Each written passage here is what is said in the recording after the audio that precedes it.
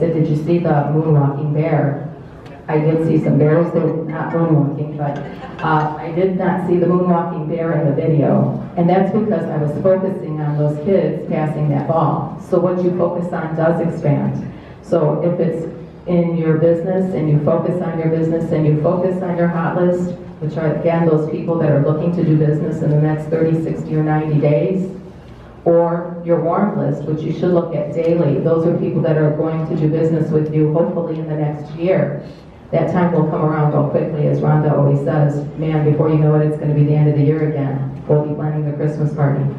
But that's what Ninja's all about.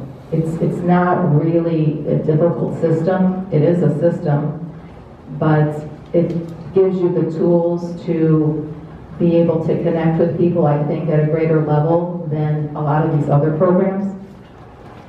So the key takeaways today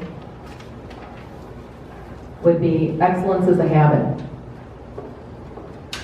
Habit number one, daily gratitudes. I challenge you to do that. Get yourself a box and put something in each week and be thankful for something, even on a weekly basis, whether it's just that it's not raining this week, or you wrote a contract, or something very small that you were able to go out and have an ice cream cone on a sunny day. Number two, start doing the personal notes. What Larry does, Larry Kendall from Ninja, he does them while he's making his coffee in the morning. He gets them done right away. It starts out his day, in the right mindset. Number three, review your hot list. Look for those people that are going to go under contract or want to go under contract in the next 30, 60, or 90 days, and review your warm list. And never go into the woods unprepared. Jim? All right.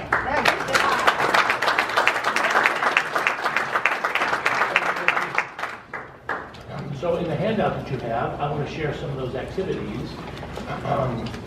Tracy talked about your mindset, your skill set, and then your activities.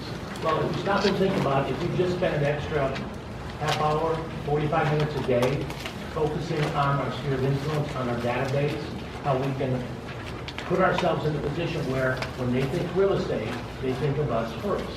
So I've given you a bunch of bullets on your database. Obviously your name and your spouse's name, significant other, where they own real estate. This one kind of popped into my mind. My son owns a house in Florida.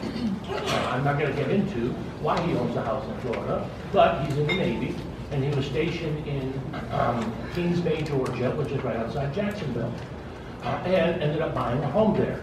Contrary to the advice of his father, who we just learned has been in the real estate business for 45 years, how long are you going to be there? I've got 2 more years, okay? Are you going to stay there? Probably not, okay? How are you going to buy this home? VA, no money down, of course, add the funding fee on. Are you going to be able to sell your home in 2 years without bringing money to the closing? Because I know you won't have money to bring to the closing. So when he got transferred to Greenwood, Indiana, because he didn't want to keep going out on nuclear submarines for 4 or 5 months when they had a new baby, so he took the transfer and became a recruiter in Greenwood, Indiana, with a home in Florida. And of course, he is now a landlord, and he gets to learn all the thrills of being a landlord, which included his first full removal of the tenant. Well, anyway, what happened in Florida? This will be 3 years now. Hurricane. And of course, a devastating hurricane. You know somebody in your sphere of influence that owns real estate in Florida. How about a nice call to them that said, oh, hey, I know you guys still own some property down in Florida.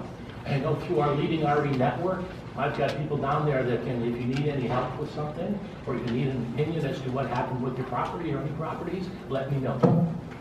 Do you think somebody might appreciate a call like that? Yeah, very simple to make. And who is it about? It's about them, taking care of them. Birthdays. I bet a good majority of people in here have sold a few homes in the last year. Did you call your buyer on their birthday? I'm not going to ask you to raise a hand or anything, but that's a really easy one, isn't it? How about their anniversaries? Did you call them on the anniversary? Or call in advance of the anniversary to warn one of them that the anniversary was coming up? Okay, well, their occupations, where they're from, so that you can relate to them on different levels. How about their kids' names, their birthdays, their involvements? How about their pets and pets' names? How about the hobbies and interests that they have, so I can relate to those as well? How about their favorite food, their favorite restaurants?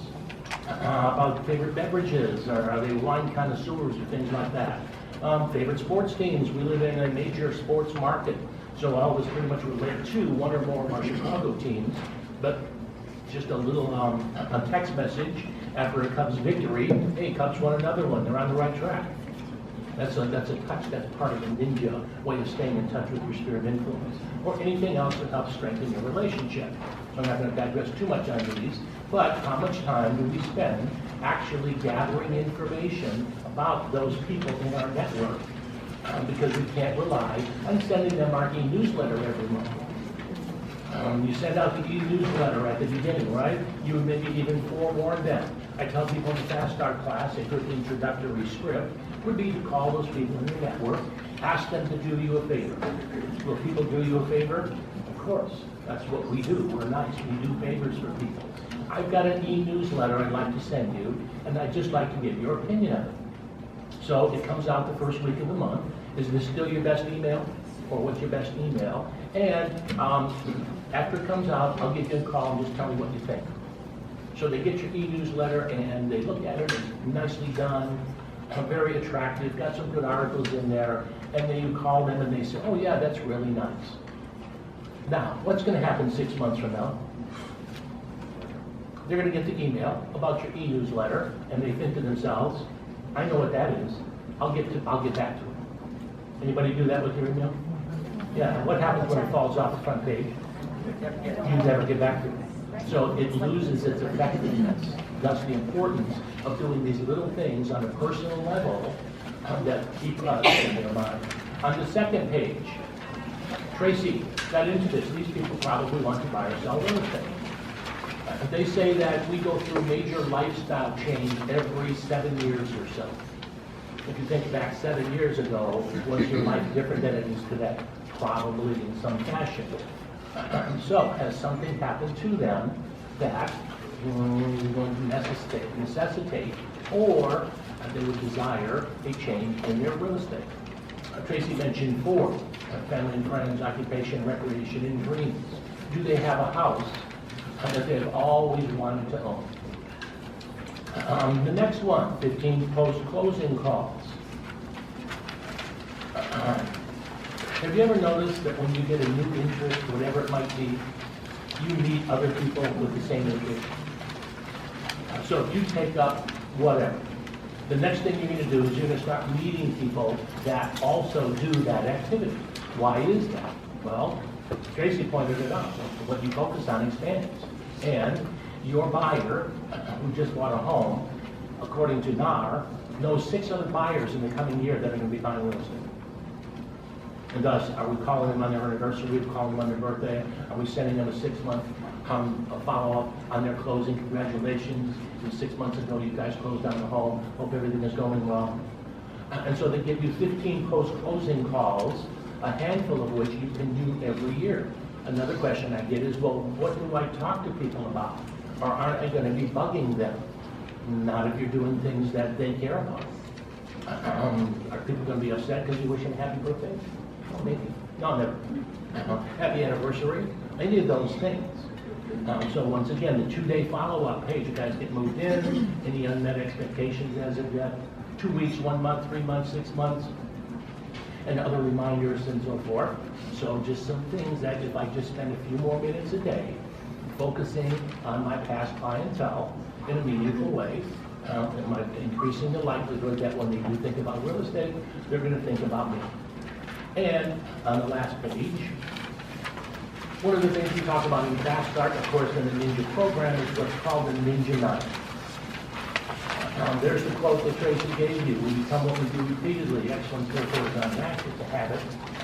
Gee, are things new? Who's the author? Aristotle. Let me see, when was Aristotle around? A couple thousand years ago, right? So things really haven't changed, have they? There's really nothing that's all that new. We face the same challenges that mankind has faced forever. We just have to address them as well. Your daily gratitude, which Tracy pointed out, a good way to start. And my Ninja graduates, if you remember, yeah, that's the first thing you do every day. Show up, For those, there's 2 personal notes, and Tracy emphasized the benefits of those, not only for the person that's receiving it, but for the person that's writing it, which is you. She talked about the hot list, and then your warm list. Your warm list are not the people that have indicated that they're looking to buy or sell in the next 30, 60, 90 days, but just somebody I want to maintain a relationship to be there when, in fact, they have a need to buy or sell real estate, or more importantly, when they know somebody else that has a need to buy or sell real estate. Your customer service calls, one of the ninja concepts is you don't want to be reactive, you want to be proactive. Your buyer or seller shouldn't be calling you because they have a problem. You should be in touch with them before to anticipate what that problem could be. 2 real estate reviews, the idea of getting face-to-face with people talking about their real estate. Again, it's not a CMA, it's just information about the real estate market, so forth. Just think if you could do 50 live contacts this week. That would be 10 a day, 5 days a week. And what's your contact? That phone call or an interaction that's going to take you a minute or 2, just to reinforce your relationship with them, so that when they think real estate, we want them thinking you. We want to be first. And then, of course, always reviewing the database, updating the database to incorporate any changes that we learn, and what other meaningful ways can we talk about or get in touch with our database. So if, again, the one thing I can get you thinking about, think about the competition that you have today that you didn't have before. Think about what that competition is doing to get between you and the people that in the past would be loyal to you, but there's somebody trying to get in the way. So think about that the day for it. Appreciate you coming out. Hopefully we'll give you some good ideas.